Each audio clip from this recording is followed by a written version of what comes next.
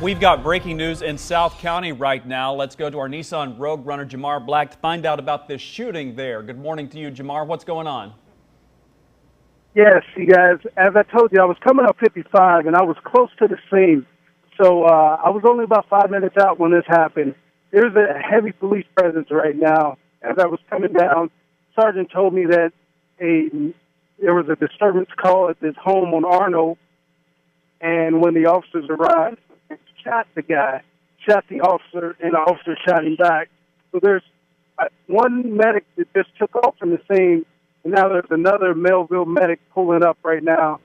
All right, Jamar, thanks again. This is on Arno Drive near Green Park Road in South County where the shooting is taking place. Big police presence down there. We just saw an ambulance go away from there as well, and we are monitoring developments, gathering information, and we'll certainly keep you updated on this breaking news. Chris Renier, who is now on the scene in South County of that double shooting. Chris? Hey, Kevin, good morning to you. We are at Gehring and Arno here in the city of Green Park. This whole entire incident happened basically right behind us, right there at the intersection of Gehring and Arno. As you might imagine, information fluid at this early point in the situation. Here is what we know, though, from what police have told us so far. We understand that there was an exchange of gunfire between a man and a St. Louis County police officer, and both that man and the St. Louis County police officer were hit during that exchange of gunfire. We have some video that Jamar Black, our photojournalist, shot here just a short time ago. He was on the scene almost immediately as this unfolded. Jamar was able to capture images of the St. Louis County police officer being taken away in an ambulance, as well as the other man involved in this being loaded up and then taken away on an ambulance as well. I was just speaking with a neighbor, a gentleman who lives maybe 5 houses up from where this all transpired. He told me he was awakened by several gunshots in this area as this all unfolded. You were sleeping right when this all happened. Sleeping, yeah, the whole family was sleeping, and we heard, pop up, and then kind of woke us up thinking maybe it's fireworks or something, because we have that going around a lot. But then it was followed up by another 8 to 10 shots,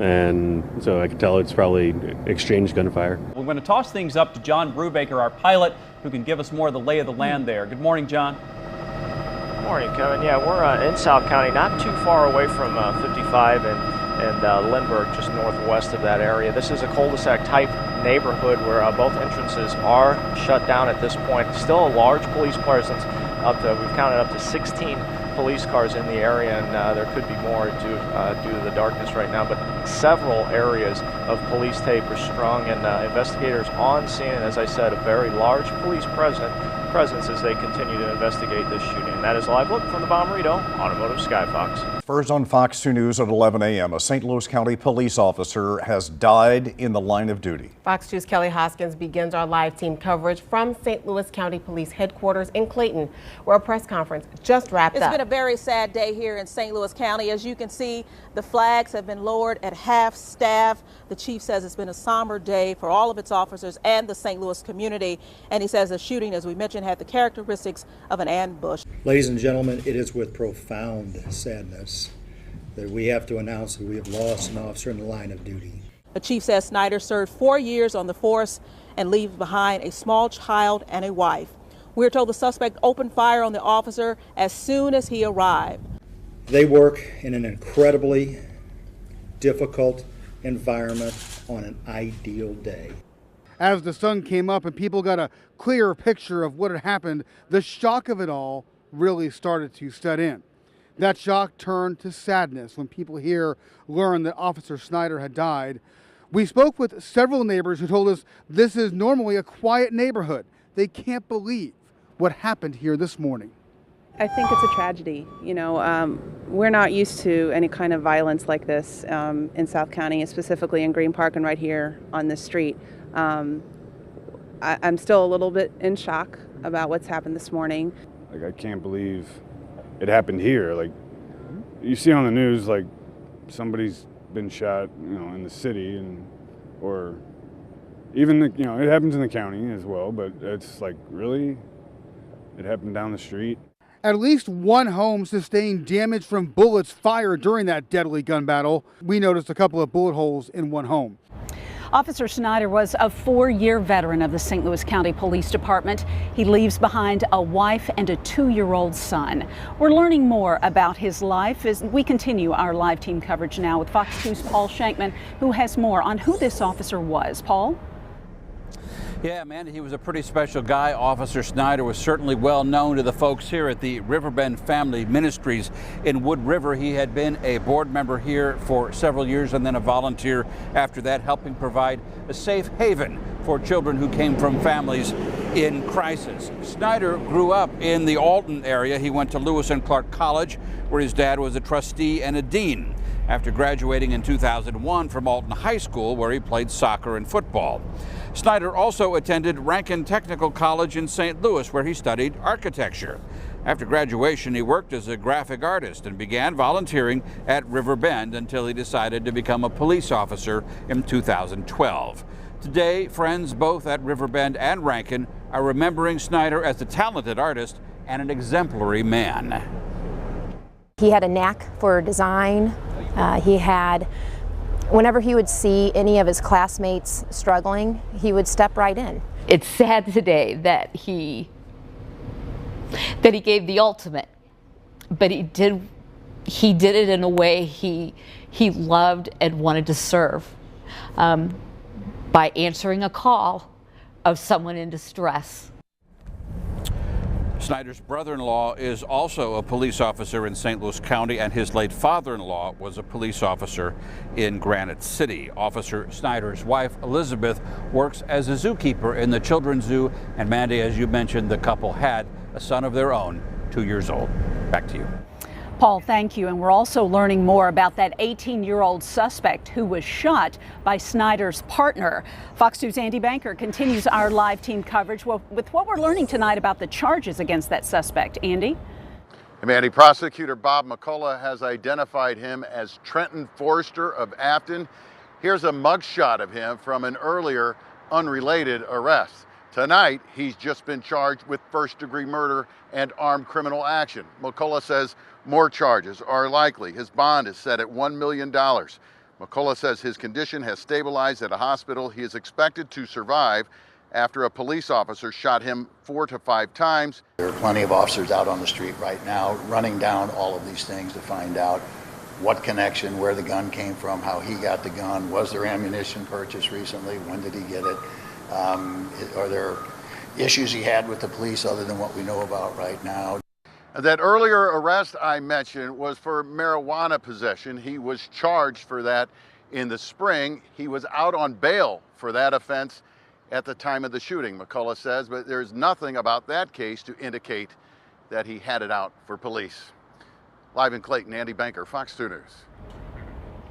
Andy, thank you. Back here live at the Memorial Park here in Clayton, where behind me there are the names of police officers who have been killed in the line of duty. And today, Officer Snyder becomes the 10th St. Louis County police officer to be killed in the line of duty since the St. Louis County Police Department began. And if you'd like to hear more on this story, you can go to our Fox 2 News app for the very latest information. Live in Clayton, I'm Mandy Murphy, Fox 2 News. This was an emotional moment when first responders were asked to step forward at a vigil held at Afton tonight. Hundreds of people stood and applauded at the high school's athletic field as a way to let those officers know how much support they have. There were hugs and handshakes and a few brief remarks by the police chief, who told us this is a heartbreaking moment. But he encouraged everyone to pivot from their sadness and help the family of Officer Blake Snyder. I think it says that our community really support and appreciate our police officers.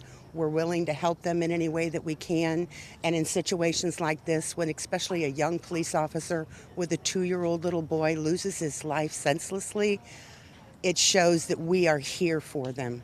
My heart's breaking for everybody, and especially these police officers who put their life on the line every single day to protect us and children, everyone. And it's just, I don't know how much more the public can take. These police officers, they need support. You know, they need some tangible resources out there that by the community saying, hey man, we're there for you. We have your back. Now, the police chief went on to say that he truly believes that the support on display tonight will help his officers as they do their job. Reporting live from Clayton, Jeff Bernthal, Fox 2 News. While in Afton at Snyder's precinct house, a county police car made into a makeshift memorial for the fallen officer. It's also where Catherine Hessel joins us live with the details on the suspected shooter. Catherine? Well, 18-year-old Trenton Forrester has been charged with first-degree murder and armed criminal action. Forrester is recovering in the hospital tonight from his injuries, and prosecutor Bob McCullough says his condition has stabilized and he will survive. Now, this mugshot of Forrester is from a previous arrest for a felony marijuana charge. According to McCullough, Forrester went to the house on Arno where a female friend of his lives, and he was trying to get inside. Officer Snyder responded to the disturbance. When he got there, Forrester shot him with a 9mm handgun. Now, acquaintances tell us that Forrester bought the gun and bullets in the last 2 to 3 days. Based on social media, Forrester recently moved to the area from Hannibal, Missouri, and at some point attended high school in the Lindbergh School District. On Forrester's public Twitter account, he has written a lot about drugs and also some harsh anti-police comments, one saying, "I want F the police carved into my grave." But prosecutor Bob McCullough had much kinder words for officers and their families. And he said, even though I didn't have the honor of knowing him, I do know, of course, that how devastating it is to a family to have the sudden loss of a loved one in that family, so that our hearts and prayers and thoughts go out to his immediate family, his wife and his son, and to his extended family and his extended police family. Now, Forrester's bail for the current charges against him has been set at $1 million. Live in Afton, Catherine Hessel, Fox 2 News.